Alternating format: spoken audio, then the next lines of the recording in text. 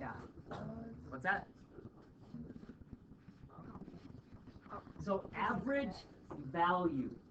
Remember, value means y coordinate. So we're talking about the average y coordinate of a function. Now, to do the average value of a function, you have to have a defined interval. And so we're going to talk about this as the average value of function f on the interval from a to b. Problem is, on any interval, you actually have an infinite number of y coordinates. So if you want the average of those, you'd have to add the infinite number of values together and then divide by infinity. Well, that's not going to work. But we have this definition, which essentially says to find the average value of a function on an interval, take the area under the curve on that interval and divide by the width of the interval. It's really simple. It doesn't look as simple as it is. A good way to think about it, if you were to take the region, convert it to a rectangle, keep the base length as b minus a, the height of that rectangle turns out to be the average height of the function. So, then we proceed on to the mean value theorem for integrals. Remember, we had a mean value theorem for derivatives, which said every secant line has a parallel tangent. The mean value theorem for integrals says you have to start with a continuous function with closed endpoints, some point c in the interval. So c is a specific x-coordinate. At one of the x-coordinates, the y-coordinate of the curve will be the average value of the curve. That's what that says. C is a specific x-coordinate, f of c is a specific y-coordinate. This says one of the y-coordinates is going to be the average value. Average y-coordinate. Yeah. For the reciprocal of like b minus a, is it always like the top minus Yes. bottom? Or Yes.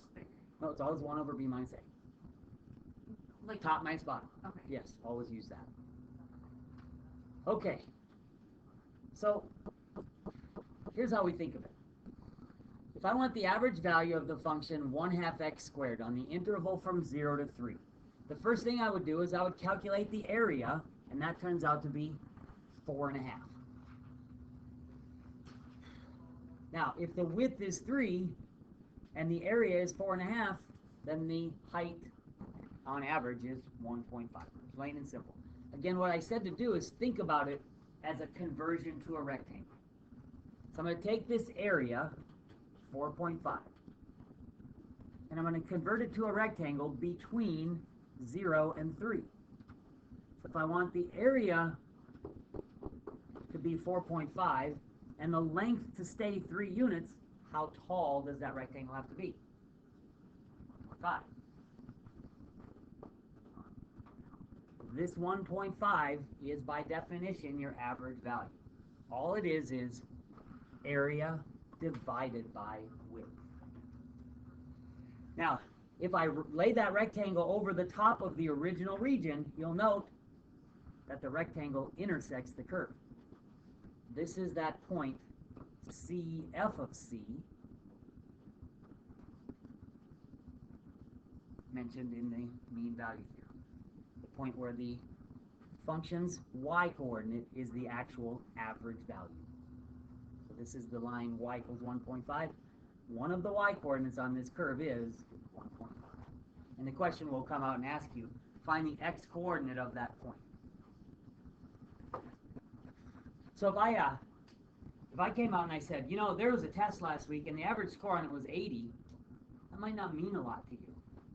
And then if I said the average score on it was 80 and the person who got the average was Mira, that says something, doesn't it? And you're like, holy cow, that must have been a hard test if Mira got the average. It means something else if I say the average was some other person. So it's not going to call out. I'm not going to call somebody out on that one. I don't know who I could. But it means something different depending on who I would. Remember when you got the average every single time last? Yeah, remember last semester you were average mode.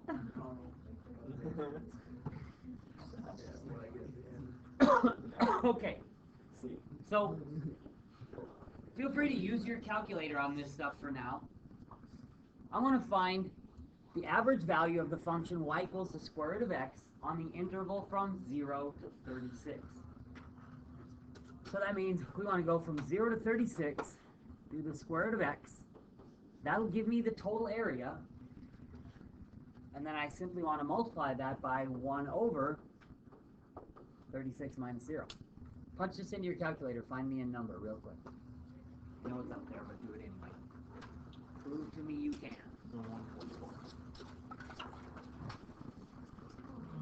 And then multiply times 1 over 36?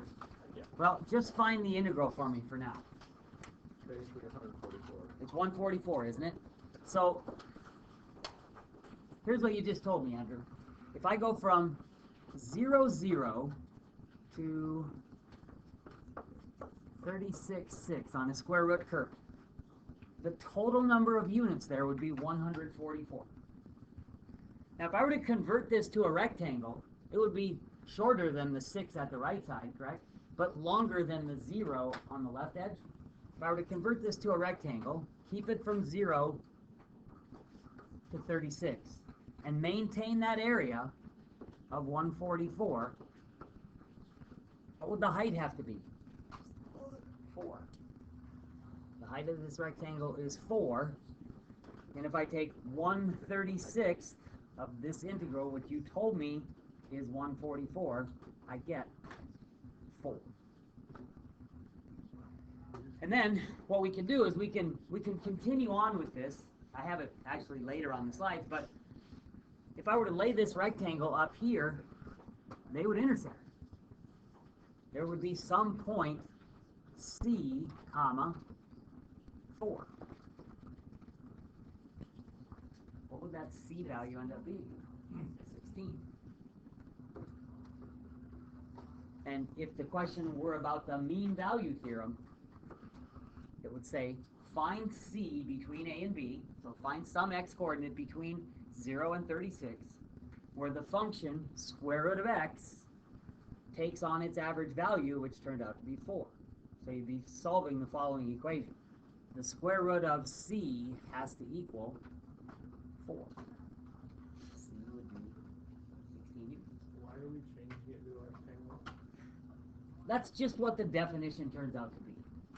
Remember how I gave that example the other day about if you had an aquarium and you just let it sit there and the water was 10 inches deep, what's the average depth of the water?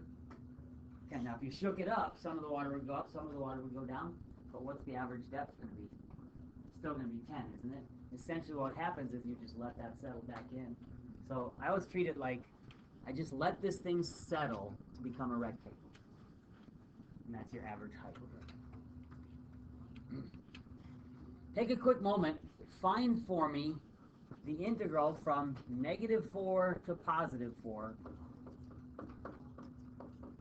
16 minus x squared.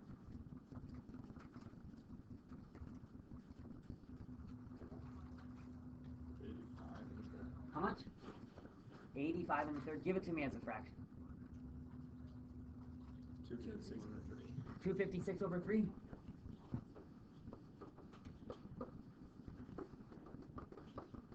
So, 16 minus x squared would look like this, and the area of that region is 85 and a third square units. Now, if I were to change this thing into a rectangle, keeping these boundaries at -4 and 4, some would go down, some would go up, and it would end up looking like this, correct? What's the area of that rectangle? 85 and a third. And the length of that rectangle? 8. And the height of that rectangle is unknown. 32 thirds. The height would be 32 thirds if you did the division. Again, if I have the integral and I wish to change it to the average value, all I have to do is say, well, let's put a 1 over 4 minus -4 here. Anything I do to the left side of this equation, I have to do to the right side as well. And now I end up with 256 over 24, and that is, when simplified, 32 thirds or 10 and 2/3. Yes. Right. Yep. Average y coordinate. Value means y coordinate, so it's the average height. So the average height, of course, should fall somewhere between the lowest y coordinate and the highest y coordinate.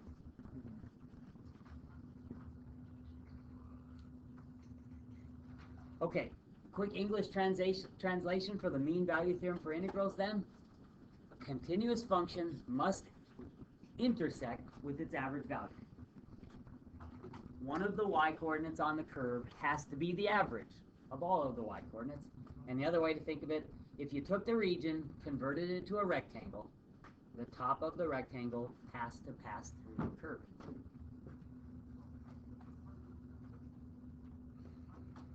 Okay. So let's go through the whole process here once. And again, we'll use our calculator to do this. It's simply a matter of substitution, especially if you're doing things on your calculator.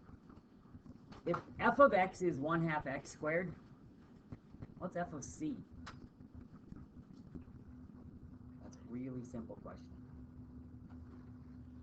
Oh, 1/2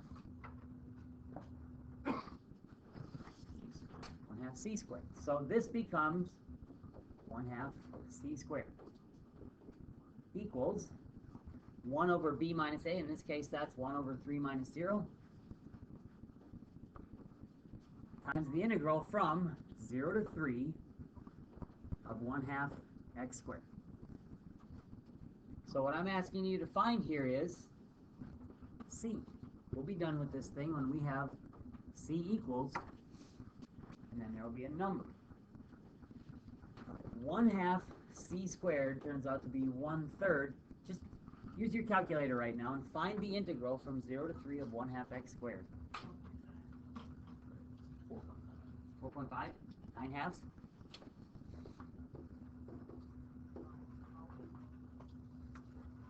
Alright, let's get c alone. Let's double both sides of this. We'll have c squared is 1/3 times 9/2 times 2 over 1. So c squared is 3. Is that right? C squared is 3. What is c? Well, it would be positive or negative square root of 3, except the c we choose has to be between 0 and 3. So c turns out to be the square root of 3. What's that little e symbol? C is an element of the interval from 0 to 3. This little e symbol means c is somewhere in between those two numbers. Okay, so that's not hard to do. What's hard to do is understand what it is you just found. It's an x-coordinate. You found the x-coordinate of the point on the curve whose y-coordinate is the actual average value. And the average value in this case was 1.5, 9 over 6.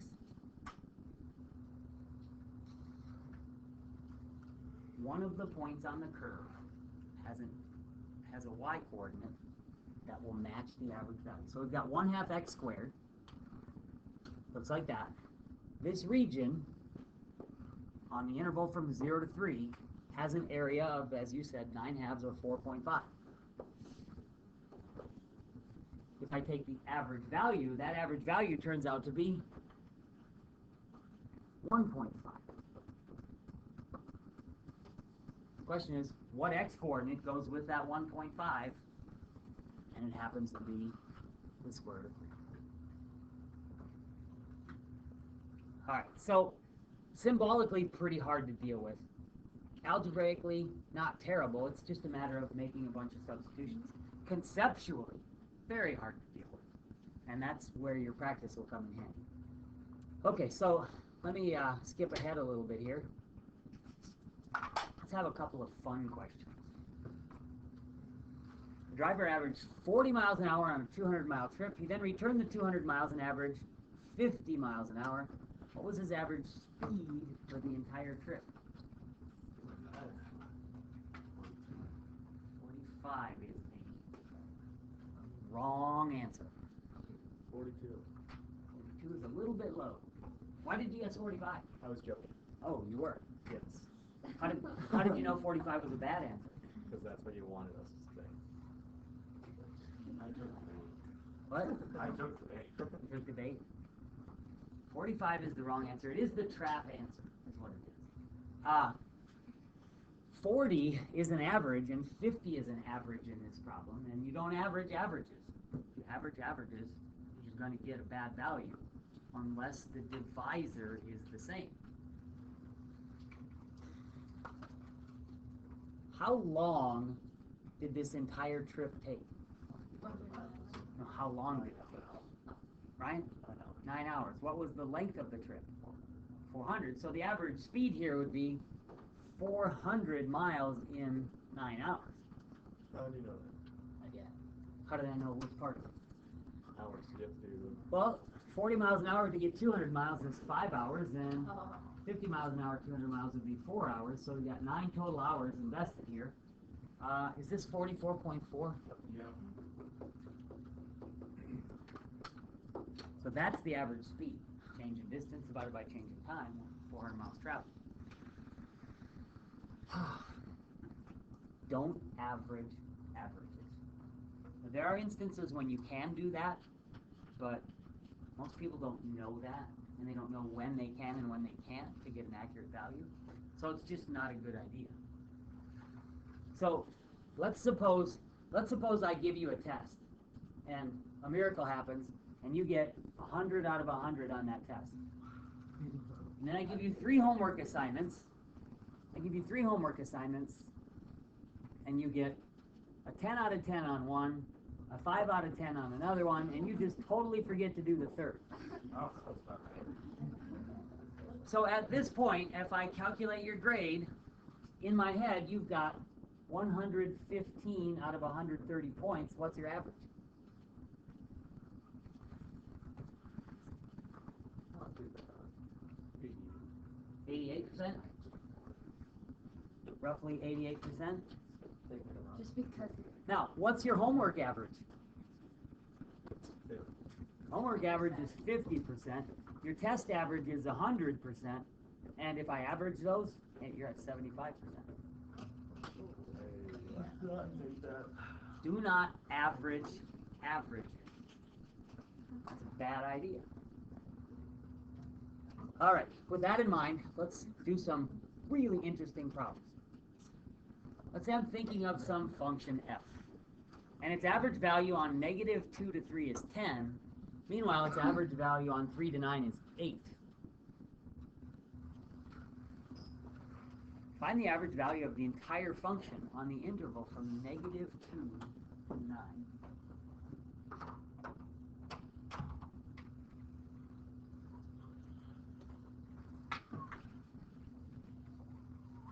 That seems a little tricky, doesn't it? I think it's not 9.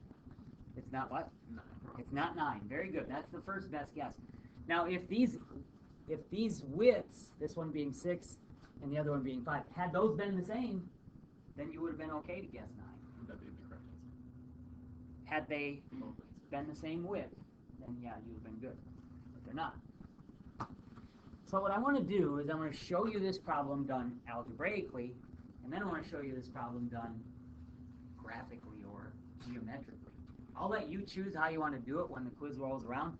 I've got a pretty good idea how you'll choose. The average value, let's call the function f. So this first sentence says the following. The integral from -2 to 3 of function f with a 1 over 3 minus -2 in front of it turns out to be 10. Therefore, the integral from -2 to 3 of f of x must equal 50. If a fifth of the area is 10, well, the area must be 50. Now, if we do a similar thing to the other interval, we would say 1 over 9 minus 3 times the integral from 3 to 9 of function f. Well, that turns out to be 8. So if a sixth of the area is 8, what is the actual area? 40. Now this question said, find the following number. 1 over 9 minus negative 2 times the integral from negative 2 to 9 of f of x. That's 1/11. Tell me the value of this definite integral. 8. Which leaves us with an average value of 98 over 11, and that number is 8.909. So pretty close to 9. Was it predictable that this value would be less than 9? How, Andrew? It's two different, so 6 and 5. The 6 carries more weight here, doesn't it? The width of 6 is going to carry a little more weight in the calculation of the average. So it's going to, the average will end up being closer to the 8 than it is to the 8. So that's how that problem can be done geometrically. Now let's look at it algebraically. Let's look at it using a geometric technique instead. Ready? Let's just draw function f. On negative 2 to 3, I'm going to convert the region to a rectangle. The area of that rectangle has to be, or the height of that rectangle is 10. How much area do I have here? 50 units. And then when I go from 3 to 9, when I go from 3 to 9, the new height is only 8. So how much area do I have? 48. How much total area do I have? 98. How wide is the interval? You decide. I don't know. You don't know yet? I don't know yet. Wait, why do you know both of the heights? Because average value is the height of the rectangle. I mean, this is not what the curve looks like. But remember, our definition basically says if you take the region and convert it to a rectangle, the average value tells you the height of that rectangle. And we have the width of the rectangle, which allows us to calculate the individual areas. All right, here's a twin problem to that, but it's a fraternal twin, not an identical twin. Slightly different version. Average value on 0 to 4 is 8. Average value on 0 to 20 is 10. Find the average value on 4 to 20. What's going to be different here, Carl? This is going to be about subtraction. The other one was more about addition, right? Yeah, it isn't bad at all. You want to just go the geometric route? Yeah. Okay, so if I go from 0 to 20, if I go from 0 to 20, the average value is 10. How much area do I have in total? 200. Now, I'm going to break that up into two separate rectangles, one from 0 to 4 and one from 4 to 20. The average value on 0 to 4 is 8. So how much area does the first region have? 32. And how much area does the second region have? 400 minus 200 minus 32, that's 168. What's the width here? 16. Question is find the height. Pardon me? 0.5. You just found the average value of that other region. You what?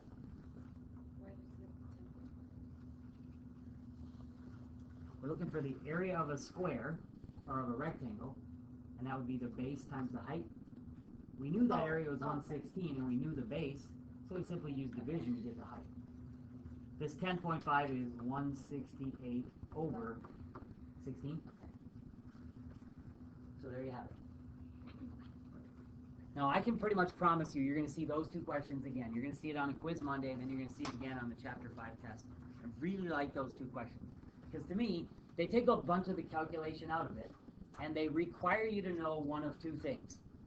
Either you've got the definition memorized, 1 over b minus a times the integral from a to b of f of x dx, and you understand how to use that, or you at least have the concept of converting to a rectangle down. Both of those are invaluable skills for what we're studying right now. So let me just close it out. I want to show you 4 former AP problems, and then we'll be done with this. The first one came from 2010, and I bring it up for a reason. And the reason is, in this problem, they asked for the 1/8 of the integral from 0 to 8 of e to t dt. And what caught my attention about this problem is that e was a quantity, not a rate. When I first saw this problem, I was very baffled, because integrals are about antiderivatives. If you're taking an antiderivative, that should be about a derivative. It should be about a rate. And I thought, what on earth are they doing integrating something that's not a rate? And then here they ask for a trapezoidal sum, and you haven't studied that yet, but had they asked for a rectangular sum, it would have had a very weird label. They'd asked for a rectangular sum here. If I did one rectangle, it doesn't matter which rectangle I do. Say I do the first rectangle. The length of it is 2 hours. And the height of it is, maybe I do a right side rectangle, 400 entries.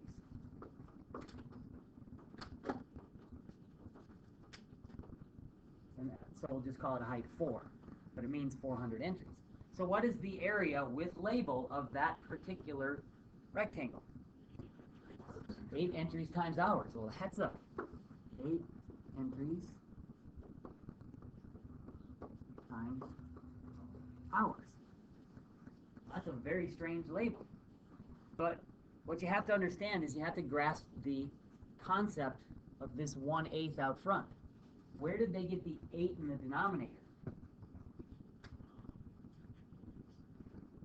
It's 8 minus 0, and that 8 minus 0 represents 8 hours, doesn't it?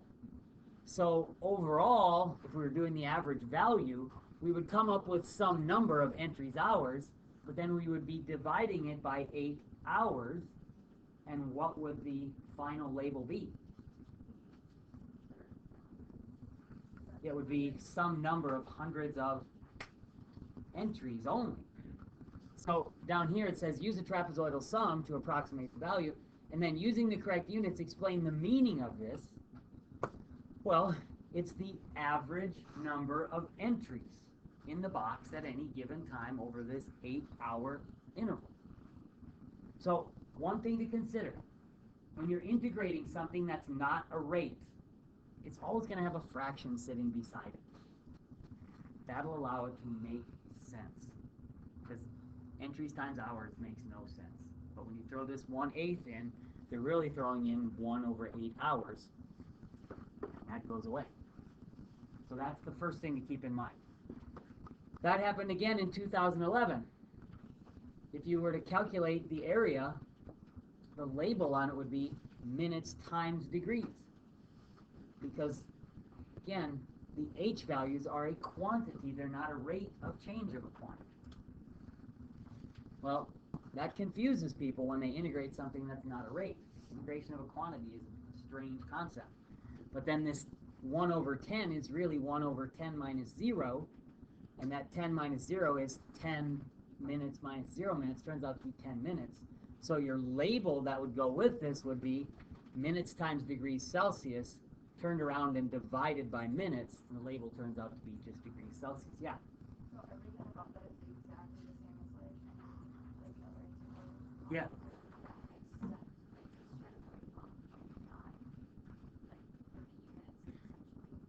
Yeah.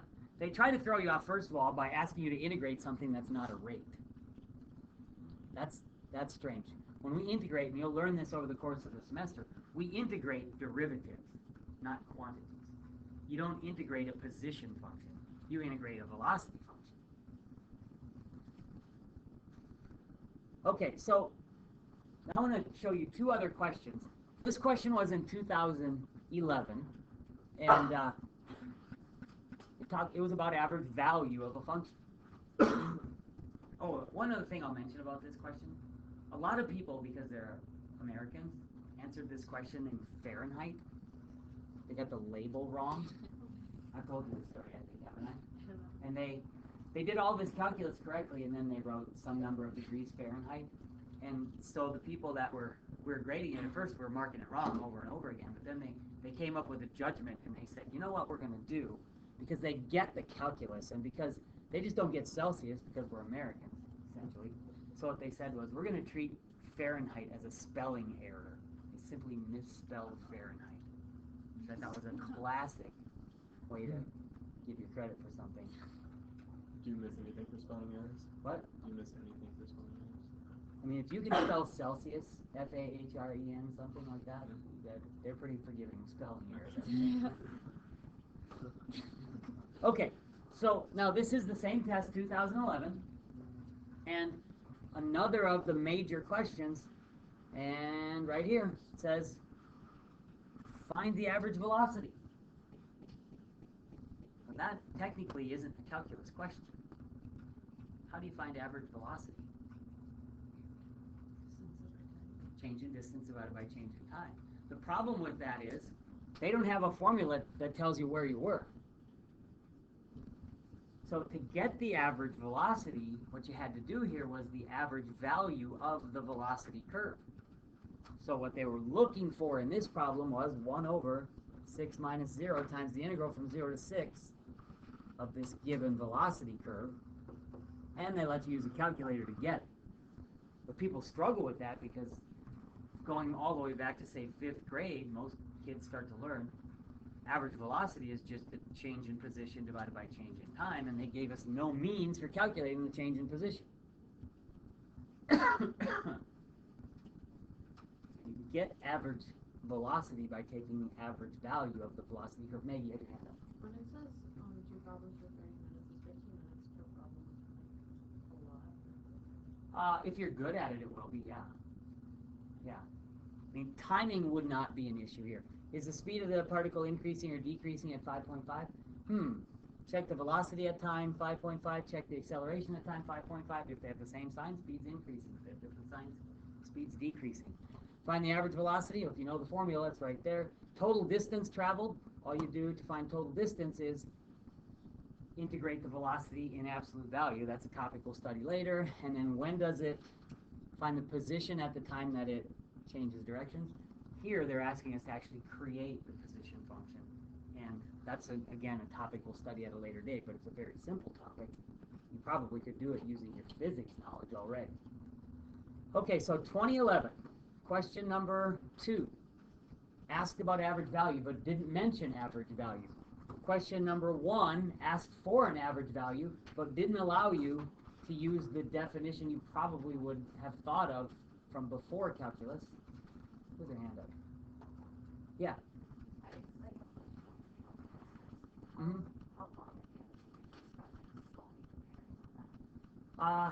Hopefully it'll be 15 days of classroom time. And what I've told everybody, what I've been telling everybody for years is we need to get 30 hours of review time in. So 15 hours in the classroom, 15 hours outside the classroom, and you've got 21 days to get it done, essentially. So it isn't all that hard to get done. Okay, so then a third question came up. This was the 6th question on the test, and again it asked for the average value. So this is what I was saying the other day, how in 2011 there were 3 giant questions on this test that dealt with average value. On top of that, if you go back to question 4 on this same test, part D said, find the average rate of change. In